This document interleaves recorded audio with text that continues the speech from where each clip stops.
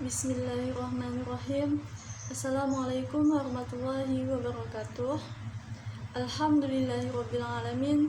Wassalatu wassalamu ala asrofil anbiya'i wal mursalin wa ala alihi washabbihi ajmain. Amma ba'du. Baiklah, perkenalkan nama saya Eti Zulhaida, NIM 120160007.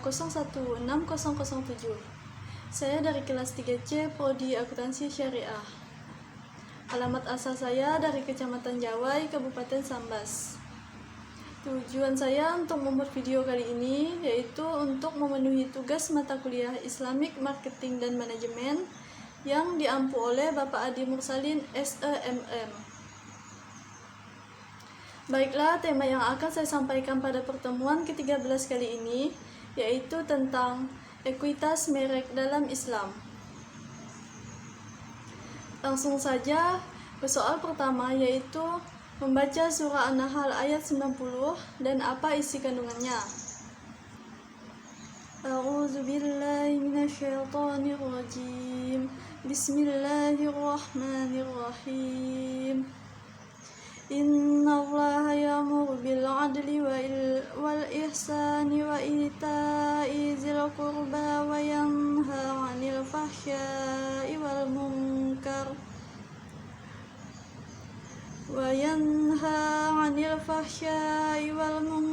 wal baghi ya'idukum la'allakum tadhakkarun. Shadaqallahul azim. Adapun isi kandungannya, yaitu Allah memerintahkan umat Islam untuk berlaku adil dan ihsan serta memberi hak kepada kerabat. Allah Subhanahu wa Ta'ala juga melarang perilaku keji, mungkar, dan permusuhan. Penyandingan perintah dan larangan ini mengandung pesan bahwa tindakan pencegahan yang baik juga diikuti. Berhak adil, berbuat baik dengan hasil perbuatan keji dan buruk. Allah juga memerintahkan umat Islam untuk memenuhi janji.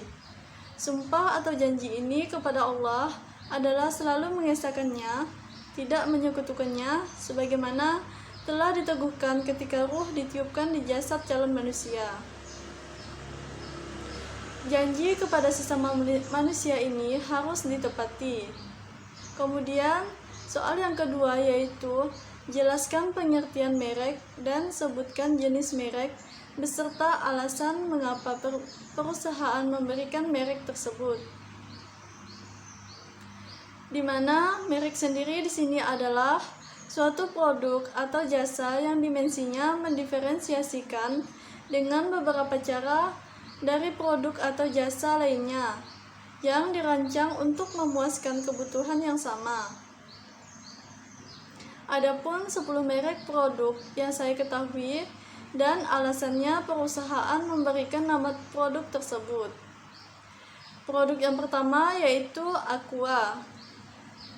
Diberi nama Aqua di sini karena terinspirasi dari nama samaran Tirto Utomo, yakni Aqua. Saat dirinya masih menjadi pemimpin redaksi harian Sinpo dan majalah Panjawarna. Kemudian yang kedua yaitu Coca-Cola. Diberi Coca-Cola di sini karena minuman tersebut berbahan ekstrak dari daun coca yang merupakan bahan baku kokain yang dicampur dengan tambahan kafein dari kacang cola.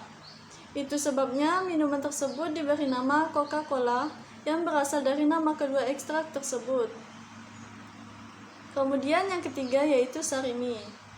Diberi kata Sarimi ini karena menurut Lim Sio Leong dan Salim Group, arti dari Sarimi ini yaitu inti Sarimi. Kemudian Pocari Sweat. Diberi Pocari Sweat karena kata Pocari di sini memiliki kesan menyegarkan dan digabung dengan kata sweet yang memiliki arti keringat dalam bahasa Inggris. Kemudian kecap Bango. Karena nama Bango sendiri dipilih pendirinya dengan satu visi, yaitu agar produknya dapat terbang tinggi hingga ke mancanegara. Kemudian KFC.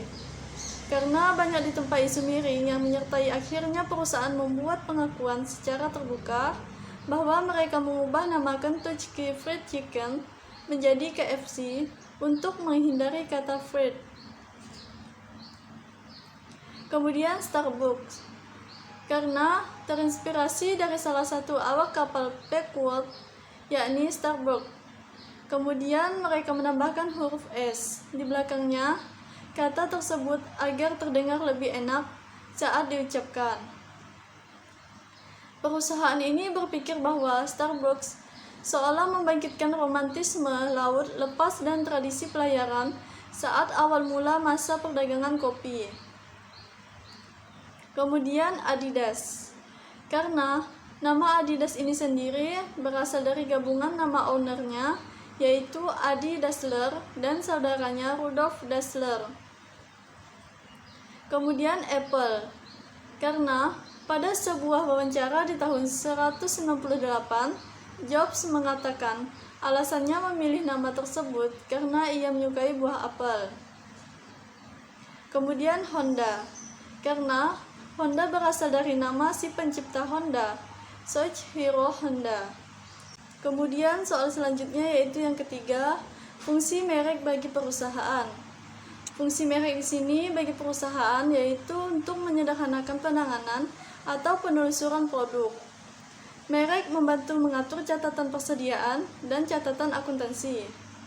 Merek juga menawarkan perlindungan hukum kepada perusahaan untuk fitur-fitur atau aspek unik produk. Kemudian soal yang keempat yaitu apa yang dimaksud dengan brand equity. Brand equity atau ekuitas merek adalah nilai tambah yang diberikan pada produk dan jasa. Kemudian soal selanjutnya yang kelima yaitu apa yang dimaksud dengan ekuitas merek berbasis pelanggan. Ekuitas merek berbasis pelanggan di sini adalah pengaruh diferensial yang memiliki konsumen atau pengetahuan merek terhadap pemasaran tersebut. Kemudian soal selanjutnya yaitu yang keenam, sebutkan dan jelaskan 3 bahan kunci ekuitas merek berbasis pelanggan. Adapun kunci ekuitas merek berbasis pelanggan ini yang pertama, ekuitas merek timbul akibat perbedaan respon konsumen. Yang kedua, perbedaan respon adalah akibat pengetahuan konsumen tentang merek. Yang ketiga, diferensial dari konsumen yang membentuk ekuitas merek tercermin dalam persepsi, preferensiasi, dan perilaku yang berhubungan dengan semua aspek pemasaran merek. Kemudian soal selanjutnya yang ketujuh yaitu sebutkan dan jelaskan manfaat kunci dari ekuitas merek. Adapun beberapa manfaatnya yaitu yang pertama, untuk memperbaiki persepsi kinerja produk. Yang kedua, loyalitas lebih besar. Yang ketiga, tidak terlalu rentan terhadap tindakan pemasaran kompetitif. Yang keempat, tidak terlalu rentan terhadap krisis pemasaran. Yang kelima, margin yang lebih besar. Yang keenam, respon konsumen yang lebih tidak elastis terhadap peningkatan harga. Yang ketujuh, respon konsumen yang lebih elastis terhadap penurunan harga. Yang kedelapan, kerjasama dan dukungan dagang yang lebih besar. Yang kesembilan, efektivitas komunikasi pemasaran yang meningkat. Yang kesepuluh, kemungkinan peluang lisensi. Yang kesebelas, peluang perluasan merek tambahan. Kemudian soal selanjutnya yaitu yang kedelapan, sebutkan dan jelaskan keunggulan kompetitif dan ekuitas merek. Adapun keunggulannya yaitu yang pertama, perusahaan akan menikmati penurunan biaya pemasaran karena tingkat kesadaran konsumen dan loyalitas konsumen yang tinggi. Kemudian yang kedua yaitu perusahaan akan memiliki tuasan dagang dalam berunding dengan para distributor dan pengecer karena ada maksud untuk menjual merek tersebut. Kemudian yang ketiga yaitu perusahaan dapat mematok harga yang lebih tinggi dibandingkan para pesaing karena merek itu mempunyai mutu yang tinggi. Kemudian yang keempat yaitu perusahaan dapat dengan mudah meluncurkan perluasan merek karena nama merek mempunyai kredibilitas yang tinggi. Kemudian yang kelima, yaitu merek menawarkan perlindungan kepada perusahaan untuk melawan kompetisi harga yang alot. Kemudian soal selanjutnya yaitu nomor 9. Bagaimana tingkat respon konsumen terhadap suatu merek? Ada beberapa tingkat respon terhadap suatu merek, yaitu yang pertama, merek yang tidak dikenal oleh sebagian pembeli di pasar. Kemudian yang kedua, merek yang pembelinya memiliki tingkat kesadaran merek atau brand awareness yang tinggi.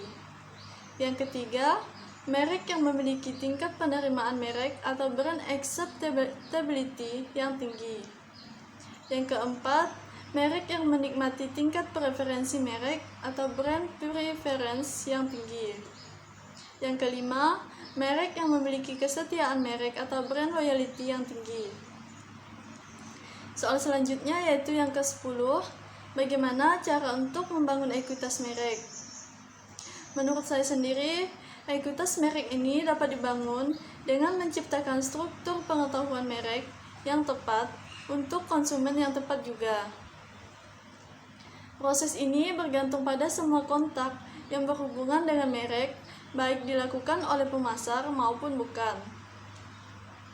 Kemudian soal selanjutnya yang ke-11 yaitu bagaimana brand equity ini di dalam kajian syariah. Yaitu pemasaran ini tidak saja dari kesesuaian harga atau pengorbanan biaya yang dikeluarkan oleh konsumen dengan fisik produk, tetapi jauh lebih dari itu adalah value produk atau kualitas sebagai bahan bagi konsumen dalam memperbandingkan antara nilai produk dan harganya atau biaya.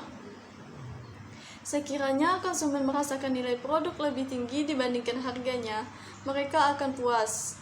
Sebaliknya, jika nilai produk yang mereka rasakan tersebut lebih rendah, maka mereka akan lebih kecewa.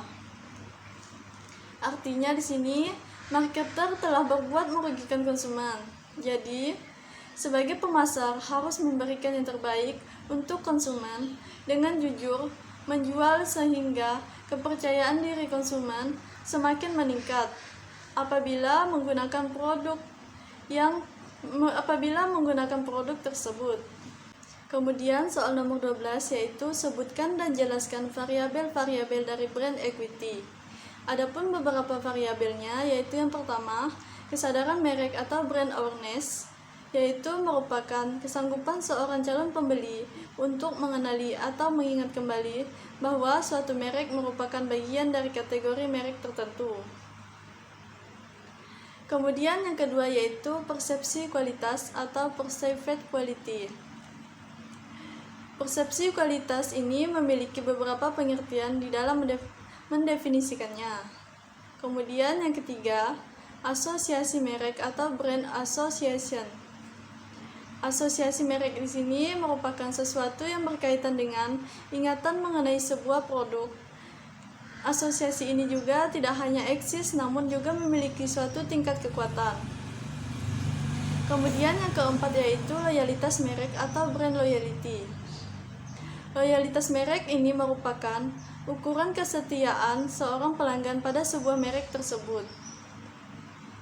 Kemudian soal selanjutnya yaitu nomor 13 tentang surah yang menjelaskan pentingnya dalam memberikan sebuah nama atau merek, yaitu terdapat di dalam surah Al-Baqarah ayat 31 yang berbunyi A'udzubillahi minasyaitonirrajim.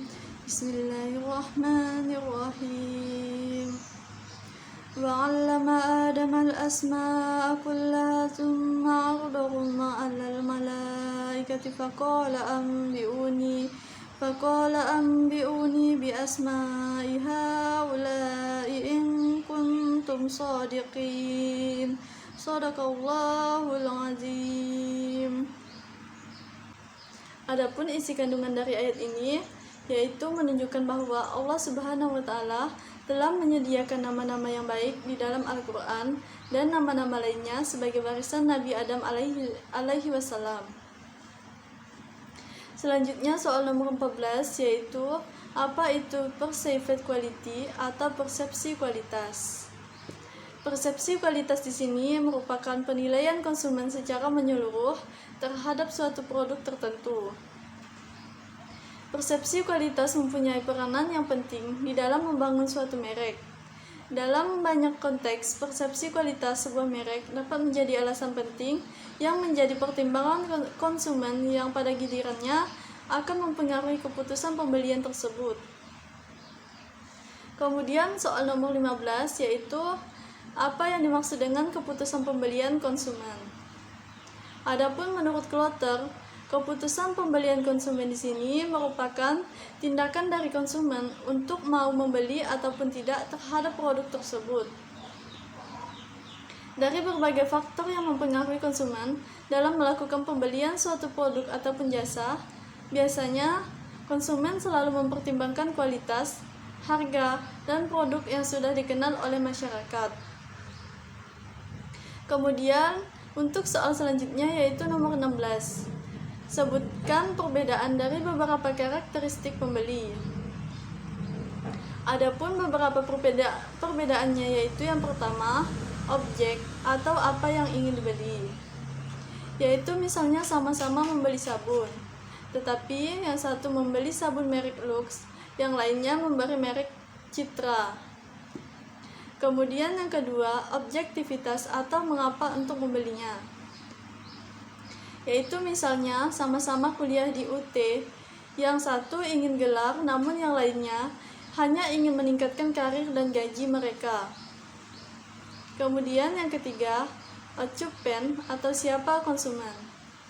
Yaitu misalnya sama-sama membeli mobil, yang satu untuk keperluan pribadinya sendiri, sementara pembeli yang lainnya untuk keperluan keluarga. Yang keempat, occasion atau kapan membelinya, yaitu misalnya sama-sama membeli susu. Yang satu frekuensi pembeliannya lebih cepat, sementara yang satunya lebih lambat. Kemudian yang kelima, yaitu operation atau bagaimana membelinya, yaitu misalnya mereka sama-sama membeli mobil. Yang satunya ingin membayar secara tunai, dan yang satunya lagi menginginkan untuk membayarnya secara kredit. Kemudian yang keenam yaitu organization atau siapa yang terlibat di dalam pembelian barang tersebut. Yaitu misalnya mereka sama-sama membeli televisi, yang satu ditentukan oleh bapaknya, namun yang satunya lagi ditentukan oleh anaknya. Kemudian soal selanjutnya yaitu nomor 17, apa itu model perilaku konsumen? Model perilaku konsumen ini dapat didefinisikan sebagai suatu skema atau kerangka kerja yang disederhanakan untuk menggambarkan aktivitas-aktivitas konsumen. Model perilaku konsumen ini dapat pula diartikan sebagai kerangka kerja atau sesuatu yang dalam mengambil keputusan pembeli. Kemudian soal selanjutnya nomor 18, yaitu jelaskan tahap-tahap proses keputusan pembelian konsumen. Ada 4 tahapan, yaitu yang pertama, pengambilan keputusan yang kompleks, pengambilan keputusan yang terbatas, kesetiaan pada merek, dan inertia. Kemudian yang kedua, pembelian yang memiliki keterlibatan rendah, menghasilkan perilaku pengambilan keputusan yang terbatas. Kemudian yang ketiga, konsumen kadang-kadang melakukan pengambilan keputusan walaupun memiliki keterlibatan yang rendah terhadap produk tersebut. Hal ini dapat terjadi karena pengalaman masa lalu yang kurang terhadap produk tersebut. Kemudian yang keempat yaitu konsumen kurang memahami kategori produk, pencarian informasi, dan evaluasinya lebih terbatas dibandingkan dengan proses yang kompleks. Kemudian soal yang terakhir yaitu nomor 19, faktor-faktor yang mempengaruhi pembelian konsumen. Adapun menurut Klotter, faktor-faktor utama yang dapat mempengaruhi perilaku pembelian konsumen yaitu faktor kebudayaan, faktor sosial, faktor personal, dan faktor psikologi. Baiklah, mungkin sekian penjelasan yang dapat saya sampaikan. Kurang lebihnya saya mohon maaf. Wabillahi taufiq wal hidayah. Wassalamualaikum warahmatullahi wabarakatuh.